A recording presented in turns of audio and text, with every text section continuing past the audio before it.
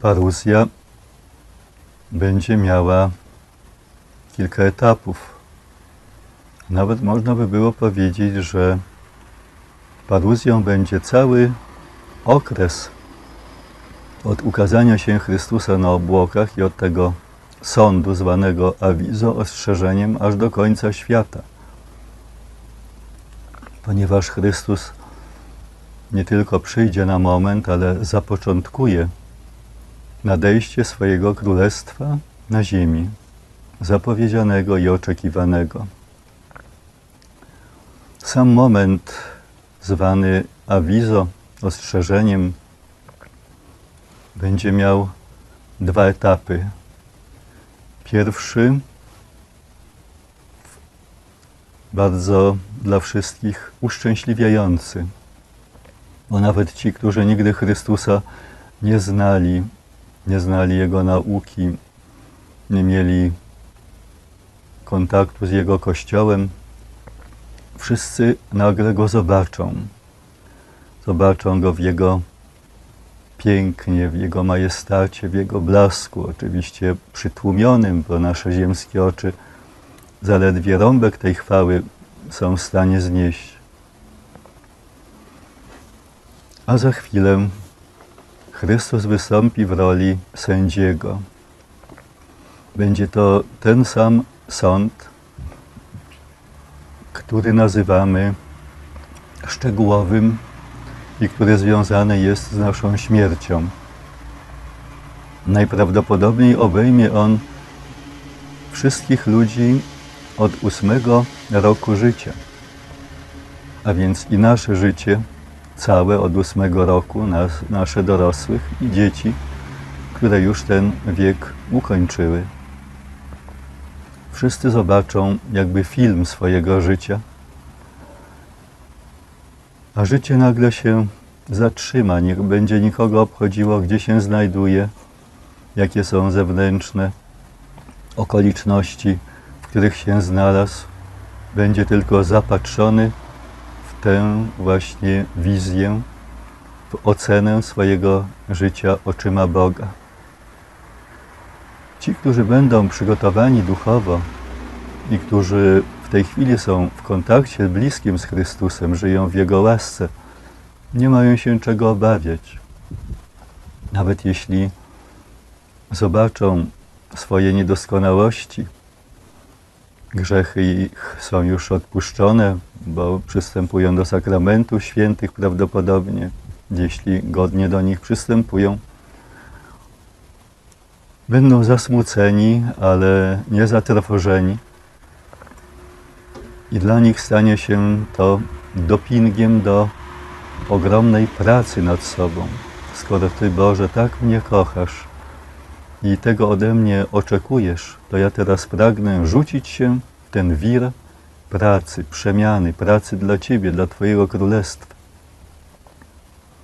Ale na drugim krańcu rzeczywistości będą i tacy, którzy żyli nie tylko bez Boga w obojętności, ale wrogo do Niego nastawieni, zwalczali Go.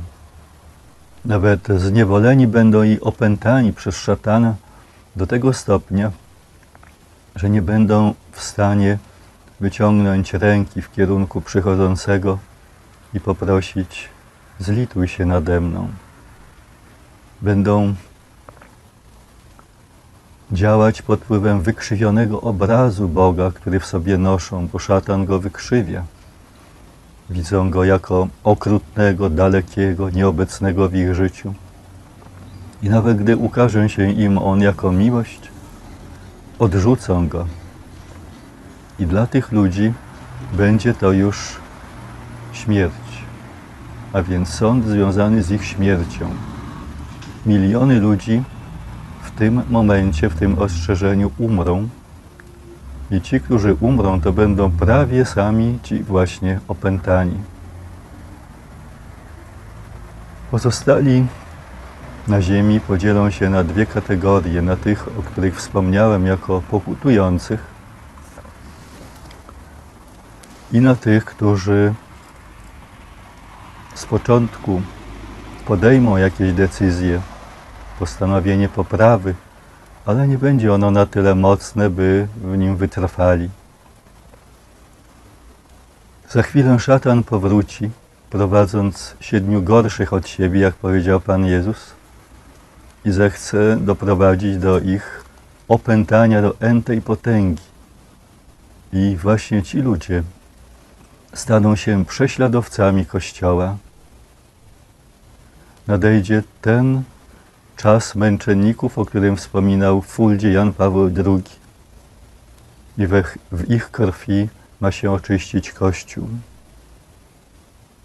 Nie będzie to długie prześladowanie, ponieważ po tym ostrzeżeniu około roku Pan Bóg interweniuje w dzieje świata i dokona cudu nazywanego w Garabandal i określanego w Medjugorju podobnie, cudu, który można przypuszczać, że będzie podobny do zstąpienia na ziemię obłoku, pod którym przebywali Żydzi w czasie wędrówki przez pustynię, który ich prowadził przez 40 lat. Kiedy wychodzili ze swoich namiotów rano, patrzyli w stronę namiotu spotkania i gdy widzieli, że obłok utrzymuje się nad nim, chowali się do namiotów i czekali, aż uniesie się do góry nad namiotem spotkania. Gdy się uniósł, wtedy ruszali i szli za nim, aż się zatrzymał. W nocy natomiast ten obłok przypominał słup ognia. I właśnie taki cud zapowiadany jest m.in. w Garabandal. Na Górze Objawień ma dotknąć ziemi ten obłok, a w nocy ogień. I w kilku innych miejscach papież ma go widzieć, tam gdzie będzie. W Medjugorju, na górze zwanej Pobledo, tam też ma się ukazać. I będzie to jakby palec Boga spuszczający się na ziemię i grożący ludziom, że macie ostatnią okazję do nawrócenia się, uznania nade mną swojej władzy, okazania mi miłości. I niejako ultimatum dla ludzkości. I ci, którzy to ultimatum zlekceważą, będą w krótkim czasie zabrani z tej ziemi i Bóg ma pozostawić na niej tylko tych, którzy będą nadawali się do wejścia do Jego Królestwa.